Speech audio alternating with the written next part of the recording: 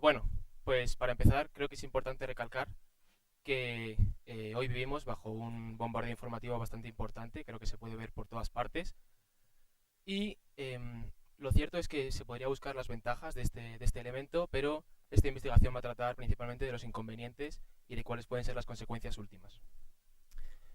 Vamos a intentar trasladarnos durante unos minutos a la Alemania de la época de los 30 para descifrar el enigma que ha supuesto duda en los historiadores y, bueno, diversos estudiosos de la época del ascenso al poder del nazismo, y vamos a tratar de descubrir cuáles fueron las claves. El tiempo se ha encargado de demostrar, prácticamente sin ninguna duda, que seguramente sea esta el ejemplo que tenemos en la historia contemporánea de un apabullante poder de la publicidad. Agradecer al instituto por la oportunidad de realizar el trabajo bajo el programa de excelencia, a mi tutora Verena, a mis profesores que me han estado apoyando, a mi familia y a mis amigos. Así que nada, yo soy Manuel Victoria, como ha dicho Goyo, y este es mi poder sobre el ascenso al poder del nacionalsocialismo en Alemania y la efectividad y el papel que jugó la cartelería propagandística en este aspecto. Bien, en este breve índice podemos ver que el trabajo se estructura en 4 partes distintas. Para empezar, una introducción en la que se va a hablar del objetivo y el procedimiento que se sigue en esta investigación, seguido de un marco teórico y un marco práctico, que finalmente terminará de atar todos los cabos sueltos en unas conclusiones.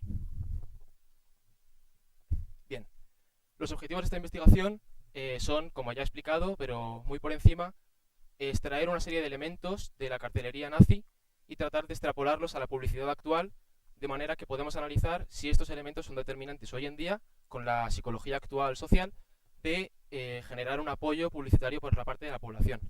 El procedimiento que he seguido es bastante sencillo y es el siguiente. Se selecciona una docena de carteles que creo que representan una diversidad bastante entendida, de los cuales se va a sacar una serie de elementos comunes en un listado, en un proceso en el marco teórico.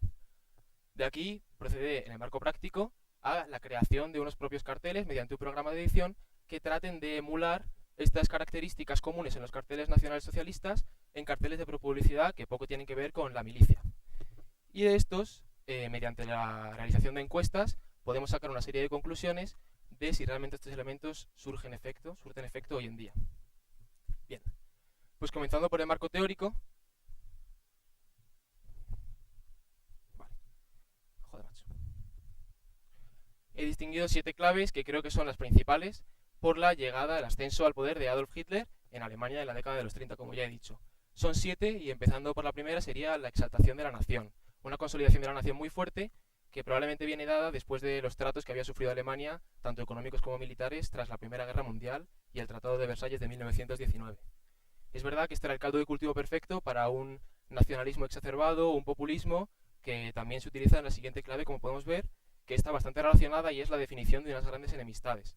Es decir, una de las claves que hace unir a toda la nación alemana bajo una misma causa es el odio hacia lo que no fuera lo que defendía el partido. En este caso el ejemplo más claro es el judío, y el ejemplo que he utilizado es un cartel de una exposición que se presentó en un museo de Múnich en 1938 y que recibe el nombre de El Judío Eterno. Ese es un cartel extraído de esa exposición. Bien, por otra parte tenemos el adoctrinamiento principalmente de la juventud, debido a que es el sector social más fácil de manipular. Y esta foto que he escogido es de unos niños, probablemente entre 10 y 12 años, que pertenecían a las conocidas juventudes hitlerianas. El éxito rotundo de esta organización se puede ver en los datos, ya que en 1933 contaba solamente con 50.000 miembros y para 1937 contaba con más de 5 millones y medio, hasta que en 1939, con el estallido de la Segunda Guerra Mundial, se hacen obligatorias. Por otra parte, la censura es un elemento común en bastantes dictaduras y regímenes a lo largo de toda la historia, y la foto que he escogido yo creo que es el capítulo más característico que puede representar este hecho, y es la quema de libros de mayo de 1933, orquestada por Joseph Goebbels, que fue el ministro de propaganda del partido. En segundo lugar, de nuevo bastante acoplado al anterior, podría quedarse como una sola clave, son las mentiras. Esta foto que he escogido no es aleatoria, es cuando los soldados alemanes traspasan la frontera polaca en 1939, que como sabéis fue el evento que da inicio a la Segunda Guerra Mundial. Pues bien, la justificación que utiliza el partido para invadir el país polaco es un mensaje anti-alemán que se había transmitido en una estación de radio polaca. Este evento fue falsificado por los soldados del partido, quienes se disfrazaron de soldados polacos e invadieron la estación. Es conocido como el incidente de Gliwice y en los juicios de Nuremberg, posterior a la guerra, se admitió la falsedad del evento. Lo siguiente es la figura de Hitler en sí misma, que generaba bastante temor a los ciudadanos, y esto no solamente decirlo, se puede ver mediante una frase, por ejemplo, muy común que utilizaban los ciudadanos de la Alemania de la época cuando querían criticar al régimen, que era si el Führer lo supiera. Es decir, despertaba un temor parecido al que podía ser el de los césares romanos. Y por último, el séptimo elemento que he identificado es con el que procedería la investigación, y son los carteles, la cartelería propagandística. Bien, como he explicado antes, he escogido esta docena de carteles.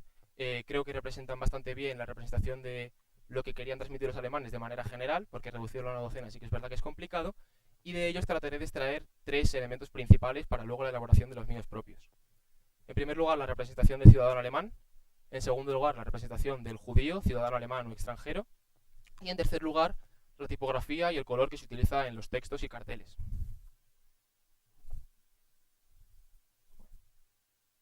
Vale. Para la representación del alemán he escogido estos 3 carteles, creo que son los más representativos. Y bueno, podemos ver, yendo a un análisis individual de cada uno de ellos, podemos ver en el primero un ciudadano alemán centrado en la imagen, no se le ven los ojos, tiene una sombra sobre la cara y se encuentra elevado sobre el resto de elementos, incluso la grande artillería de cañones y aviones que se ve detrás de él, aunque tal vez con el proyector no se pueda apreciar del todo. El texto dice: holandeses, las SS te llaman para tu lucha contra el bolchevismo en Europa. El segundo cartel reza: tu sí al Führer. La mano vemos que es una mano callosa, tal vez indicador de trabajadora. Me he tomado la libertad de incluirlo en la representación del ciudadano alemán porque considero que si no representa a un ciudadano alemán individual, representa a Alemania en su conjunto, al Estado alemán. De nuevo, porque vemos las cadenas de las que está siendo liberada aquella mano, y de nuevo podría representar el trato a Alemania tras el Tratado de Versalles. Y el tercer cartel tampoco esconde mucho, la verdad, bastante evidente. Es un trabajador alemán, está remangado, por eso lo identificamos como un obrero, además de su fondo industrial que tiene el cartel, con una gran esvástica, que se revela frente a los empresarios judíos que se muestran pequeños y agachados, que intentan ofrecerle un contrato al parecer injusto. El texto dice: los trabajadores hemos despertado, elegimos el nacionalsocialismo. Cabe destacar que en los 3 carteles encontramos un texto que supone un gran contraste con el fondo, y además es corto e implica al lector, lo que hace que no requiera mucho esfuerzo mental interpretar el mensaje en un vistazo. Bien, estos 3 carteles, del mismo modo, los he elegido para analizar la representación del ciudadano judío. En primer lugar, podemos distinguir que ya desde el primer cartel no encontramos un judío centrado en la imagen grande, sino agachado en una esquina, trata de ocultar algo en el bolsillo y tiene una mirada desconfiada, además de un rostro no muy agraciado. Lo que sí que se encuentra alzado en la imagen sobre él de manera firme es la mano de lo que podría representar el ciudadano alemán. El texto dice: él es el culpable de la guerra. El segundo cartel encontramos a un judío, al que identificamos gracias al colgante con la estrella de David, que se encuentra tras 3 banderas, la de Reino Unido, la de Estados Unidos y la de la Unión Soviética, que como bien sabemos eran potencias enemigas a Alemania en la Segunda Guerra Mundial, y el texto dice así: el judío tras las potencias enemigas. El tercer cartel encontramos también, de nuevo bastante evidente, un rostro de un judío bastante desagradable, tras una cortina que acaba de ser descubierta probablemente por un obrero que también parece estar remangado, y muchas manos que tratan de luchar contra él, reivindicando la libertad de Alemania probablemente. Esto se completa con el texto que dice: el judío es el instigador de la guerra y el prolongador de la guerra. De nuevo, vemos un contraste en el texto con el fondo, de modo que destaque. Pues una vez analizados estos 2 elementos, creo que podemos proceder a la distinción de los 3 elementos iniciales, pero sustituyéndolos por un enfoque más comercial. Es decir, lo que antes era la representación del alemán, ahora sería la representación de un producto; lo que antes era la representación del judío, ahora sería la representación de una competencia; y lo que antes era el texto, pues sigue siendo el texto, pero en el cartel publicitario en este caso. Respecto a la representación del producto, sobre todo se distingue, como ya habéis visto, que suele encontrarse firme, central y elevado sobre el resto de los elementos, aunque no necesariamente es así, pero bueno, es la regla común que creo que engloba bien la mayoría de los carteles. En segundo lugar, tenemos que la competencia, el judío en los carteles y la competencia en un entorno más comercial, se representa con un rostro desagradable, de nuevo porque estamos hablando de personas, no de objetos, y con una debilidad, una especie de flaqueza, como cuando hemos visto al judío agachado en la esquina en vez de firme como el gran soldado de las SS. Y el texto en los carteles encontramos primero que su posición, su color y el contraste respecto al color de fondo hace que sea llamativo. Además, siempre es corto, no se alarga demasiado y suele implicar al lector de manera que nada más lo vea ya sienta que se le están hablando a él y no a cualquier otra persona. Pues ahora que tenemos estas claves, como he explicado, vamos a proceder con el marco práctico. con la creación de dos empresas hipotéticas que van a utilizar nuestras claves y otra que no. La primera sería esta, cuyo logo es el que encontramos arriba a la izquierda, y es la que va a utilizar los elementos clave de la propaganda nazi que hemos identificado. La segunda, de nuevo, el logo arriba a la izquierda del contrato, es una que no solamente va a tratar de ignorarlos, sino que va a tratar de evitarlos a toda costa, por una cosa que veremos después en las conclusiones. Bien. Estos son los tres carteles que he diseñado de la empresa A, y voy a ir explicando uno por uno brevemente. En primer lugar, encontramos de nuevo el logotipo elevado, en la azotea del edificio, con un contraste lumínico bastante imponente debido a que se encuentra en una ciudad nocturna y todo lo que rodea al logotipo es rodeado por luces de colores. En tercer lugar, el texto, como hemos dicho, implicativo, te habla de a ti, dice vas a escalar a la cima tú y no cualquier otra persona. En segundo lugar,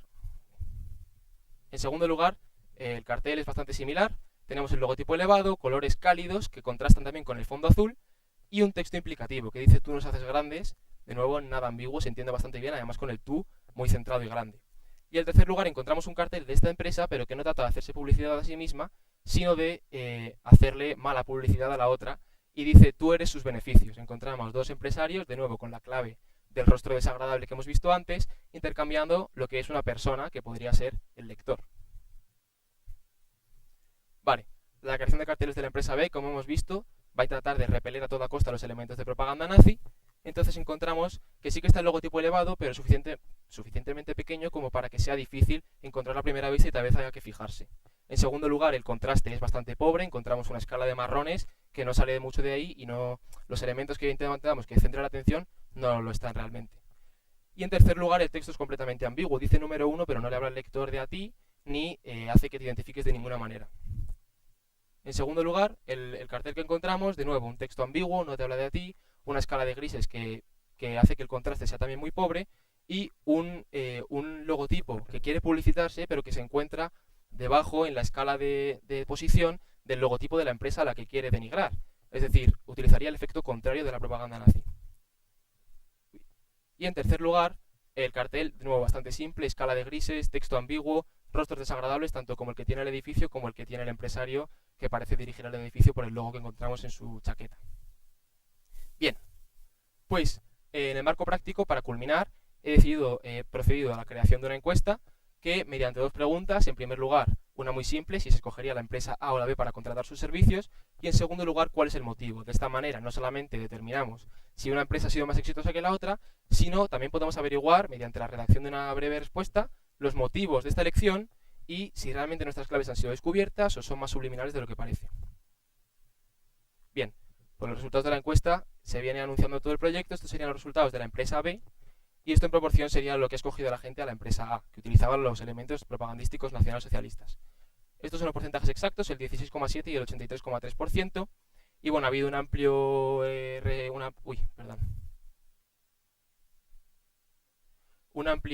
grupo de encuestados cuyas edades van entre los 16 y los 55 años, lo que podría quitar de en medio factores determinantes como la edad, el género también estaba bastante par, entonces no habría problema por eso.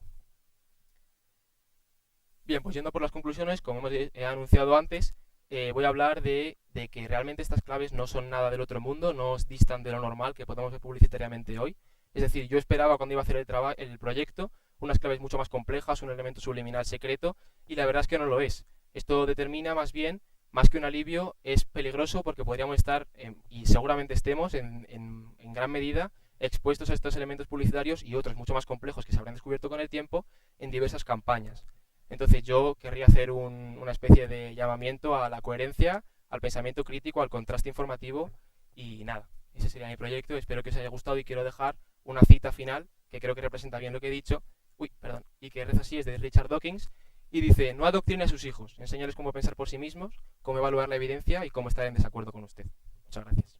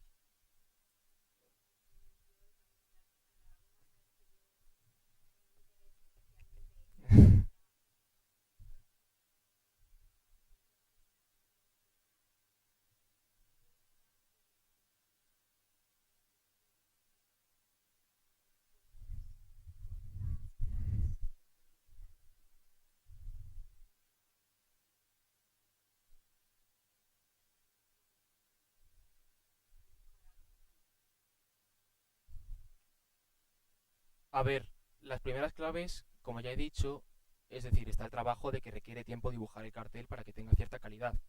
Pero lo que es el cómo encontrar una temática, unos colores, una composición, eso es lo más fácil seguramente del diseño, porque como he dicho, no son elementos realmente ocultos que requieran de pensar mucho, son bastante claros, bastante evidentes, es decir, juegan con la psicología más básica del receptor.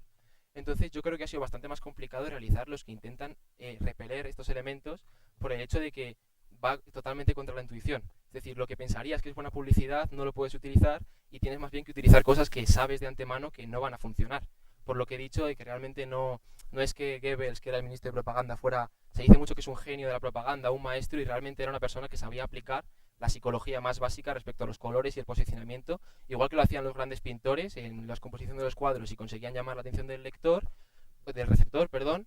Goebbels lo hizo de manera bastante más simple, pero jugando con un elemento nacionalista, antisemita, antibolchevique, del que ya he hablado, entonces en un caldo de cultivo perfecto para que cualquier elemento consiguiera despertar aún más ese odio hacia lo que no es nuestro y ese amor a lo que lo es. Y amor no en el buen sentido, sino amor en el de defenderlo con las armas y con el exterminio.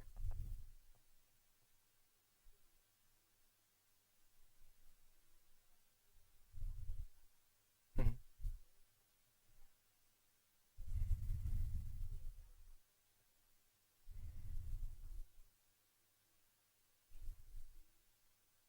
ujú. Vale, gracias.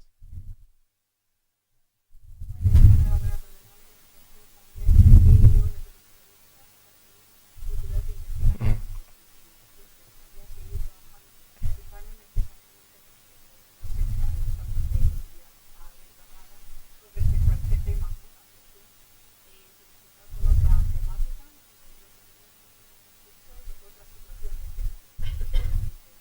sí, sí. O sea, como ya he dicho, históricamente esto lo vemos en diversas ocasiones, es decir, ha estado completamente explotada. La propaganda es prácticamente, va de la mano con la guerra, siempre se utiliza. De hecho, ahora podemos ver algunos ejemplos, con la guerra con Ucrania se ha utilizado de parte de ambos bandos propaganda para defender su bando y condenar al otro de todas las maneras. Igual que en la Segunda Guerra Mundial lo utilizaron los Estados Unidos y la Unión Soviética de la misma manera. Entonces, tal vez analizar, me gustaría más ir hacia el origen. Yo creo que estos carteles tienen más sus bases en tal vez la caricatura que se utilizaba antes, a lo mejor durante el siglo XVIII y XIX. Creo que puede haber ido evolucionando en carteles más complejos como los que vemos aquí. Aunque de nuevo, supongo que antes de la caricatura habría otras maneras de expresar la propaganda y de hecho las hubo. Cuando no había imprenta, pues había discursos. Entonces, al final yo creo que esto es interesante abordarlo una futura línea de investigación desde el punto de vista más psicológico. Es decir, sí que hemos visto que estas claves funcionan, pero tal vez sería digno de estudio ver por qué funcionan, que incluso qué procesos biológicos suceden en nuestro cerebro para que al ver algo así nos haga actuar de una manera u otra. Creo que es bastante interesante, pero bueno, claro, ya se escapa este trabajo, es inabarcable en una exposición de 15 minutos hablar de todo eso, pero sí, creo que es interesante y tal vez en un futuro eh, dedique más tiempo a llegar a otras conclusiones.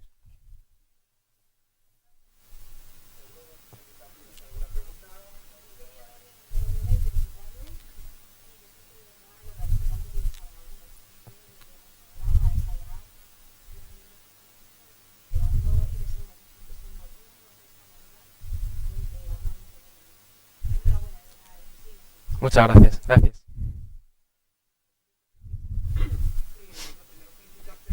Gracias.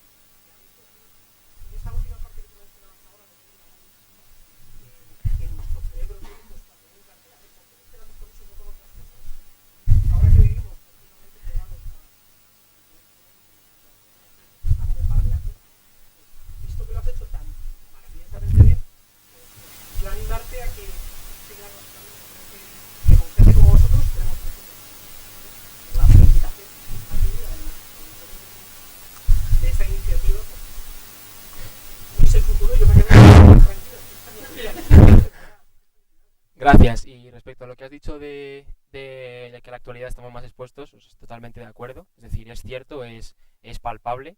Antes, es verdad, en Alemania es un caso bastante en el que estaban bastante expuestos porque no salían de allí y hacían la radio y decían eso, y veían un cartel y decían eso, iban a clase y les decían eso.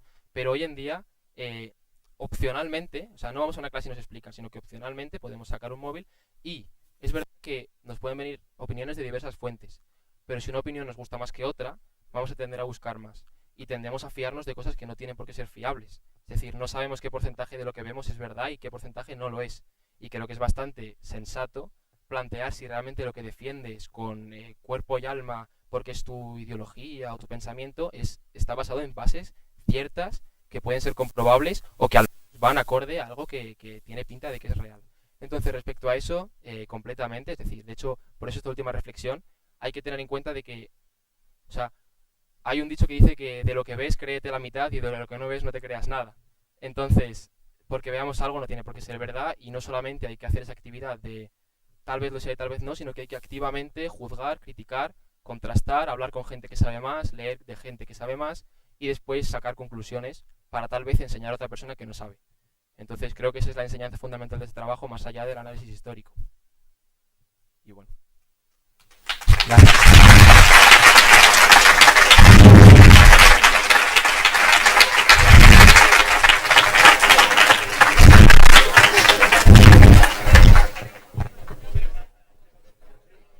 Ah, sí.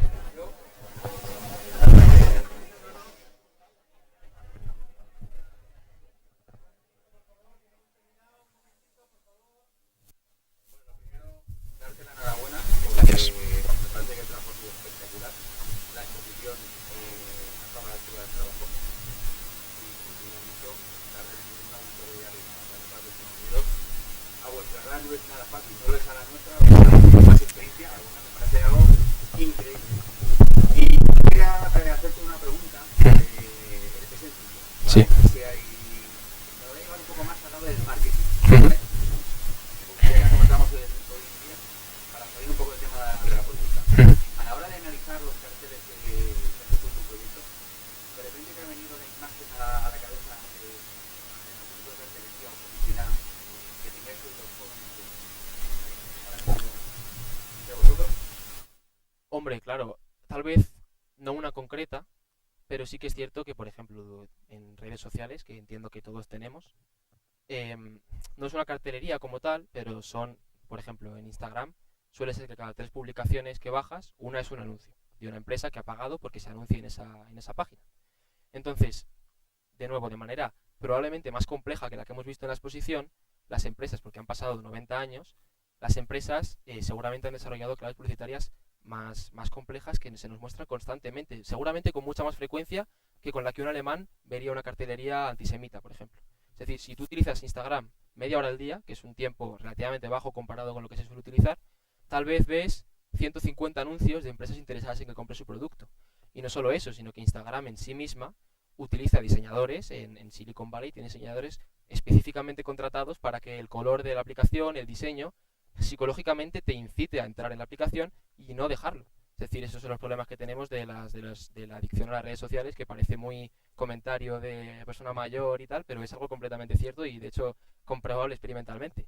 Entonces, sí, la cartelería que se me viene a la cabeza, más que cartelería, la publicidad, es sobre todo en redes sociales, porque tú puedes ir a la calle y ver un cartel de un partido político, pero llegas a casa y ya no tienes carteles colgados por las paredes. Sin embargo, abres el ordenador o el teléfono en casa y sí que te encuentras constantemente, de hecho, mucho más de lo que querrías ver si enciendes el móvil, empresas intentando que compres sus productos. No tienen por qué ser empresas con valores como los tenían los nazis, pero al final son empresas interesadas en que tú hagas algo que de otra manera no harías.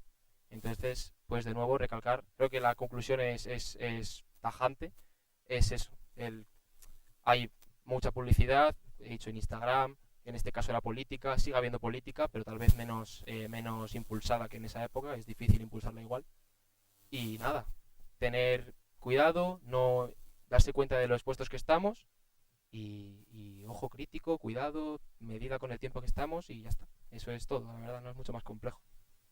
Nada, gracias.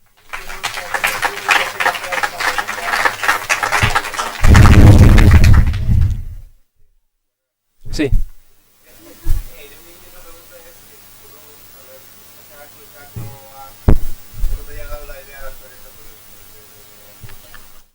Bueno, pues, a ver, partiendo de que normalmente los departamentos de ciencias están desbordados en el análisis de proyectos, a mí se me dio de hecho se me dijo que si quería hacer un trabajo de humanidades.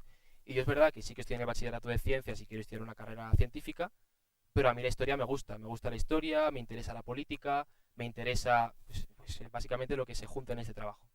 Entonces yo empecé pensando en hacer un trabajo sobre los medios de comunicación, en sí mismos, en general, pero claro, luego te das cuenta de que si quieres ser un poco concreto e innovar en cierto modo, tratar de hacer algo un poco original, si hablas de los medios de comunicación en general no puedes abarcar nada, porque puedes hablar de todas las épocas históricas, de todos los tipos de comunicación, a todas las poblaciones, a todas las edades y al final no tienes por dónde cogerlo y te saldría una chapuza.